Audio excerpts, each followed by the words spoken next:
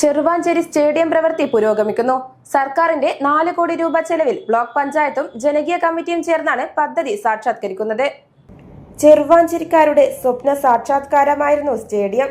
ജനകീയ കൂട്ടായ്മയിൽ 3 ഏക്കറോളം സ്ഥലം വിലക്ക് വാങ്ങിയാണ് പ്രവൃത്തി നടത്തുന്നത്. ചെറുവാഞ്ചേരിയിൽ നിന്നും കണ്ണവത്തേക്ക് പോകുന്ന റോഡിലാണ് സ്റ്റേഡിയം പണിയുന്നത്. ശിലാസ്ഥാപനം കായിക മന്ത്രി വി അബ്ദുൾ റഹ്മാനാണ് നിർവഹിച്ചത്.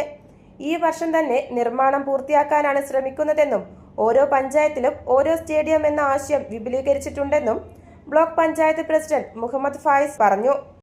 കൂത്തുപറമ്പ് ബ്ലോക്ക് പഞ്ചായത്തിന് കീഴിലുള്ള പാട്യം ഗ്രാമപഞ്ചായത്തിലെ ചെറുവാഞ്ചേരി പ്രദേശത്ത് നാട്ടുകാരുടെ സഹകരണത്തോടുകൂടി ബ്ലോക്ക് പഞ്ചായത്തും ഗ്രാമപഞ്ചായത്തിൻ്റെ വിഹിതം ഉപയോഗിച്ച് ഏറ്റെടുത്ത സ്റ്റേഡിയം പൂർത്തീകരണ ഘട്ടത്തിലേക്ക് ഇനി കടക്കാൻ വേണ്ടി പോവുകയാണ്.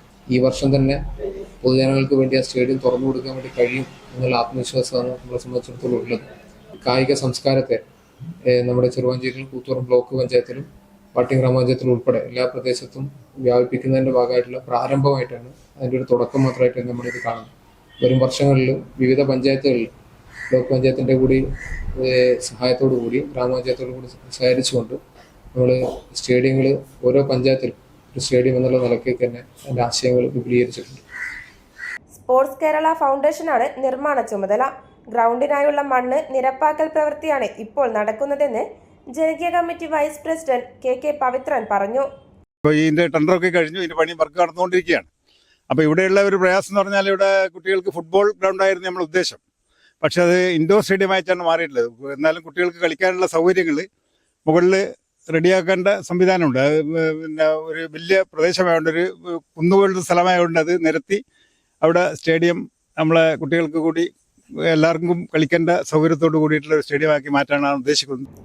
2016-17 കാലഘട്ടത്തിൽ കൂത്തുപറമ്പ് ബ്ലോക്ക് പഞ്ചായത്ത് മുൻകൈയെടുത്ത് കളിസ്ഥലത്തിനായി തുക മാറ്റിവെച്ചതോടെ തുടർ പ്രവർത്തനത്തെ നാട്ടുകാർ ഏറ്റെടുത്തു. 201 അംഗ ജനകീയ കമ്മിറ്റി രൂപീകരിച്ച് 60 ലക്ഷം രൂപ സ്വരൂപിച്ചു.